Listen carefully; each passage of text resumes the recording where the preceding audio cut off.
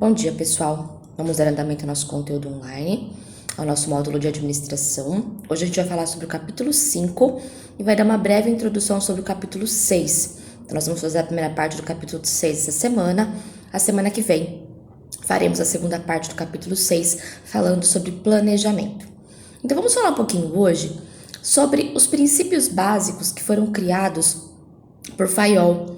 Foi um pensador da administração, como eu falei, de uma era da administração, aonde ele achou mais viável para que os administradores pudessem compreender o conteúdo, criando princípios para que eles pudessem seguir, tanto os administradores quanto aqueles que utilizam a administração como conceito para administração de pequenas, grandes ou médias empresas, tá bom? Então, para facilitar a compreensão, Fayol agrupou aquilo que ele entendia sobre a administração em alguns princípios básicos. Na apostila, ele é listado como 14 princípios básicos. Aqui, para vocês, eu listei, mas eu agrupei aqueles que estavam iguais. Então, se eu não me engano, acho que é o 5 e o 6, eles são iguais em conceito, e eu agrupei, tá? A própria apostila diz que eles são conceitos iguais, onde eles poderiam ser agrupados num único conceito. Então, na verdade, a apostila fala que são 14, mas eu agrupei e, na verdade, ficaram 13 princípios básicos que foram considerados por Fayol para uma melhor compreensão da administração. Então, o que seriam esses princípios? É aquilo que ele considera importante que os administradores saibam das variáveis, daquilo que eles vão encontrar no campo de trabalho. Então, vamos lá falar sobre esses princípios básicos que os administradores devem aprender a controlar na prática nas organizações. Então, o primeiro princípio básico que Fayol falou, sobre a divisão do trabalho. O que ele quis dizer com divisão do trabalho? É importante que cada departamento, que cada grupo de pessoas tenha suas tarefas segmentadas ou departamentalizadas. O que significa segmentar uma tarefa? Significa que num departamento eu vou ter pessoas que se complementam entre si. Então, por exemplo, eu sou muito boa na digitação. Eu vou ter uma companheira ou um companheiro de trabalho que vai ser muito bom em formatar o meu trabalho. Outro vai ser muito bom em apresentar o meu trabalho. Então, são uma equipe de trabalho onde cada indivíduo é específico numa área da tarefa. Isso é importante para aumentar o ritmo de produção. Numa linha de montagem, por exemplo, é mais fácil até vocês terem em mente a linha de montagem. Uma pessoa vai receber a peça, a outra vai montar, a outra vai apertar o parafuso, a outra vai fazer a pintura. Cada um da equipe fica responsável por uma etapa do processo de produção ou de uma etapa do processo administrativo. Por quê? Uma vez que eu tenho uma linha de produção ou pessoas específicas, eu acabo aumentando o ritmo de produção, porque eu começo um processo, aí eu já fiz a minha parte, eu já vou passar para o meu colega, o colega terminou a parte dele, já passa para outra pessoa, e assim sucessivamente. Assim a gente acaba também minimizando aquilo de que eu tenho que ser bom em tudo. Ninguém é bom 100% em tudo. Nós sempre vamos ter algum gap ou alguma falha, algum quesito que nós não somos tão bons e tá tudo certo, tá tudo bem com isso. Então nós temos que aprender a segmentar as funções para aumentar o ritmo de produção. Existem empresas que, por ter um quadro reduzido de funcionários, não se utilizam da divisão do trabalho. Eles querem que o funcionário realmente seja específico em tudo que ele faz. Então não tem ninguém para complementar ele. Mas a maioria das empresas trabalham com equipes onde um indivíduo complementa o outro. Isso já é visto até no processo seletivo. Cada indivíduo vai complementar a função do seu colega de trabalho, ele trabalha aos pares, aos trios, porque isso evolui na forma de produção, aumenta o ritmo de produção. Segundo princípio que Fayol listou, autoridade e responsabilidade. O que ele quis dizer com esse quesito? Que em toda empresa existe o poder de mando e todas as regras que são feitas pelas empresas. O que é o poder de mando? Eu sou seu chefe e você é meu subordinado, tá? Então, toda empresa tem alguém que vai mandar e alguém que vai obedecer, não é? não tem aquele ditado que fala que manda quem pode, obedece quem tem juízo? Mais ou menos isso que quer dizer aqui.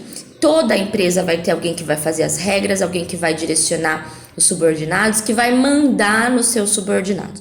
Vão existir quem são subordinados e quem é a pessoa que vai ditar as regras de uma empresa. Então, autoridade e responsabilidade autoridade a quem vai ter o poder de mando e responsabilidade naqueles que vão ditar as regras. Então, quem for ditar as regras e que for mandar é a pessoa responsável por essa empresa.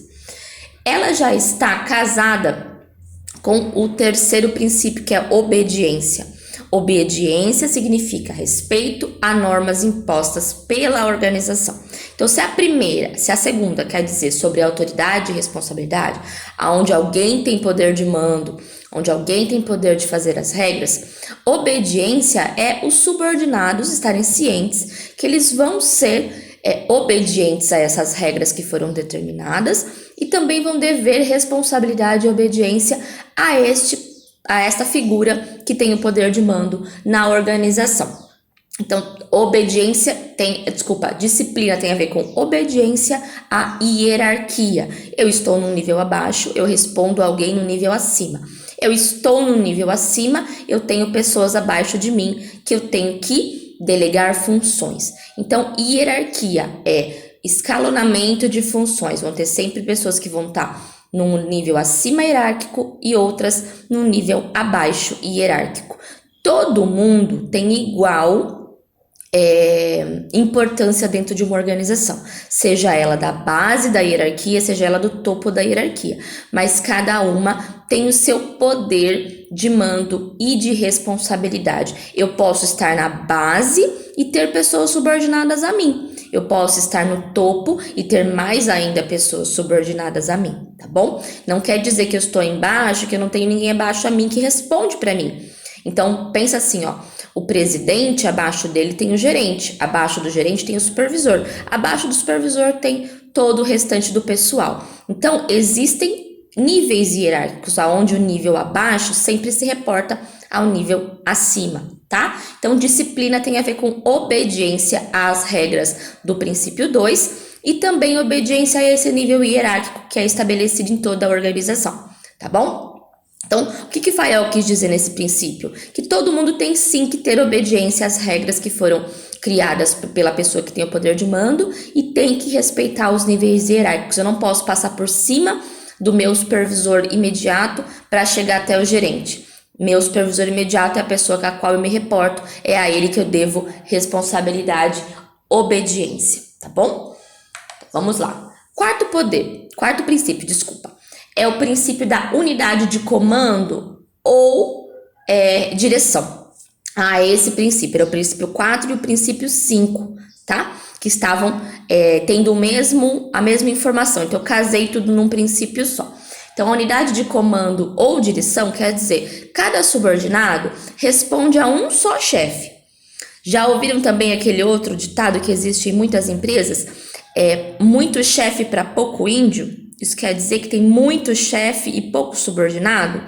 Então, na verdade, o que tem que acontecer é que cada subordinado ou um grupo de subordinados vai dever obediência a um único chefe. Então, por exemplo, não pode existir conflito de saber a quem eu respondo. Eu e os meus colegas respondemos a um chefe determinado, a um supervisor determinado. Esse supervisor vai responder por sua vez a um gerente determinado. E esse gerente e os demais gerentes vão responder a um presidente determinado. Então sempre vai ter um chefe acima e não mais do que um. Eu não devo responder a mais de uma pessoa ao mesmo tempo. Então tem muita empresa onde, por exemplo, meu colega de trabalho, só porque ele está na empresa há mais tempo, ele acha que eu devo responsabilidade, eu devo obediência a ele. Eu devo respeito. Obediência ao poder de mando, eu devo ao meu chefe. Ele é o superior a mim. Então, eu e meu colega de trabalho, mesmo que ele esteja na empresa há mais tempo, mesmo que ele entenda muito mais dos procedimentos do que eu, nós estamos no mesmo patamar de igualdade, né? Eu não respondo a ele, eu respondo ao meu líder, eu respondo ao meu supervisor, eu respondo ao meu chefe, tá bom? Então, existe sempre um grupo de subordinados para um único chefe ou um subordinado para cada chefe. Como se for uma equipe de trabalho, é uma equipe de funcionários respondendo a um único chefe, a um único supervisor, tá bom? Então não pode existir esse conflito de eu não saber para quem eu respondo ou responder para vários chefes. Só posso responder para outro chefe na ausência do meu. Meu chefe tirou férias, meu chefe vai sair de viagem, ele nomeia uma outra pessoa para que eu, subordinado, responda. Só na ausência dele que eu vou responder para outra pessoa. Na presença dele, eu não respondo a mais ninguém. Mesmo que o presidente entre na sua sala e lhe peça alguma coisa, você confirme com o seu supervisor, porque ele é o seu superior imediato. Ele sabe da sua rotina de trabalho, ele sabe da sua função no departamento. Então, é a ele que você deve responsabilidade e obediência imediata. Seu presidente está acima, então você tem que consultar primeiro o seu supervisor. Você não vai desobedecer, você vai ouvir as ordens da sua presidência e vai confirmar com a sua supervisão posteriormente se é realmente aquele procedimento a ser seguido, já que é a ele que você responde. Senão você passa a ser insubordinado ao seu chefe imediato, tá bom? Que já tem a ver com o princípio 5 da subordinação. Se eu sou subordinado a alguém, automaticamente eu devo responsabilidade respeito a ele. E subordinação aqui também quer dizer que os meus interesses pessoais dentro da empresa serão sempre menores que os interesses da empresa como um todo. Então, e quando eu entro para trabalhar, e isso vale para qualquer cargo dentro de uma organização, você tem que ter ciência que você entrou ali para suprir os interesses da organização, sejam eles quais forem. Se você tem algum problema fora, se você tem que resolver alguma coisa fora os interesses da empresa, naquele momento você não está para os seus interesses pessoais, você está para os interesses da organização. Então você anula os seus naquele momento que você estiver dentro da empresa e passa a ser mais importante os interesses da organização, tá bom? Isso tem que ficar muito claro na mente dos administradores, de quem trabalha em organizações, em grandes empresas. Por quê? Você tem que entender que quando você entrou ali, você foi contratado para produzir. Sim e somente isso. Não para nada mais além disso, tá bom? Quesito 7. Centralização. Qual que é o princípio da centralização? Quer dizer que as normas de uma organização emanam de um comando central. Lembra que a gente falou lá sobre poder de mando e de responsabilidade? Quem tem o poder de mando é quem está na centralização do poder, tá? Então tá lá em cima, o presidente, é ele que vai ter o comando central da organização, é a centralização do poder na mão de um presidente. Ou então num grupo de pessoas, porque podem ser um presidente, vários presidentes, pode ser um grupo de acionistas. Então, aqui a centralização não necessariamente tem a ver com a centralização em nome de uma pessoa, mas a centralização do poder num grupo de pessoas ou em uma única pessoa. Essa pessoa que vai determinar todas as regras da organização vai passar para o nível abaixo, que seria a presidência, a diretoria, depois vai passar, a presidência passa para a diretoria passa para a gerência passa para a supervisão e a supervisão que passa para os demais funcionários. Então, sempre, como eu falei naquele outro princípio, um nível abaixo responde ao nível acima, sendo que o último nível responde diretamente à presidência. Não que os níveis abaixo não respondam à presidência, eles respondem àquilo que eu falei, mas você sempre confirma com a sua supervisão, porque é ele que é o seu responsável imediato. Então, a centralização do poder diz que quem faz as normas é quem está lá na cúpula, quem está lá na alta presidência, na alta diretoria. Geralmente, presidentes e diretores se reúnem semanalmente, mensalmente, para determinar tudo aquilo que vai ser passado para o corpo de gerência e supervisão para ser replicado para os demais funcionários, tá bom? Então, finalizamos centralização. Vamos lá para o próximo princípio. Princípio da hierarquia. O princípio da hierarquia, ele diz que a autoridade e responsabilidade é emanada de cima para baixo. Então, ele está intimamente ligado ao anterior, com a centralização, já que o poder está centralizado lá em cima, no topo, na diretoria e na presidência, automaticamente quem está abaixo, no nível hierárquico da pirâmide, vai se reportar a quem está acima. Então, quem está na base? Quem está na base são todos os funcionários, o escalão mais baixo, a produção, O administrativo, se não tiver no papel de supervisão, está lá na base da pirâmide. Quem está acima? Os supervisores. Um supervisor para cada indivíduo ou um supervisor para cada grupo de indivíduos. Acima dos supervisores tem os gerentes, acima dos gerentes, os diretores, acima dos diretores, o presidente ou os presidentes, se for um grupo de acionistas. Então, o nível de baixo sempre se reporta ao nível acima, devendo a ele respeito, responsabilidade e subordinação, não podendo ser insubordinado ao seu nível acima, tá bom? Então, hierarquia eu vou sempre me reportar ao nível acima ao meu. Princípio 9, da ordem. A gente já falou sobre o princípio da ordem lá em marketing pessoal.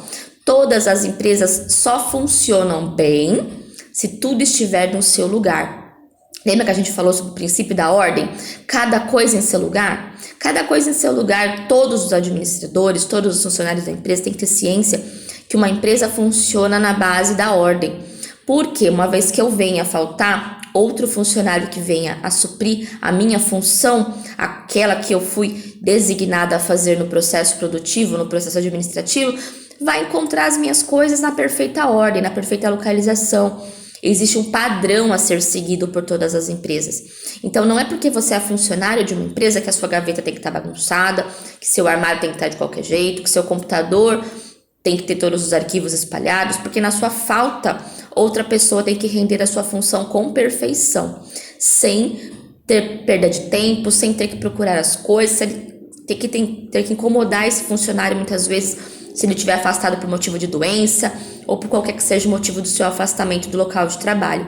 Então, a ordem não é só bom para a empresa, mas é bom para o funcionário, diz muito sobre ele, diz muito sobre a responsabilidade dele para com a empresa para a qual ele presta trabalho, tá bom? Porque ele realmente, tendo e mantendo tudo em ordem, ele facilita a vida de qualquer colega que venha render a sua função na sua ausência, tá? Quem vai sair de licença por afastamento médico ou de férias, sempre coloca o trabalho em ordem para que, ou a sua posição de trabalho em ordem, para que outra pessoa venha fazer a sua função com a mesma perfeição. A empresa não pode sentir que há a falta de um funcionário na sua ausência. Outro tem que ser o seu backup e tem que ter tudo na mais perfeita ordem para poder ser encontrado também, tá bom? Então, a ordem tem a ver arrumação, cada coisa em seu lugar. E coisas têm a ver com objetos, tem a ver com arquivos, tem a ver com documentos, com pastas, com procedimentos.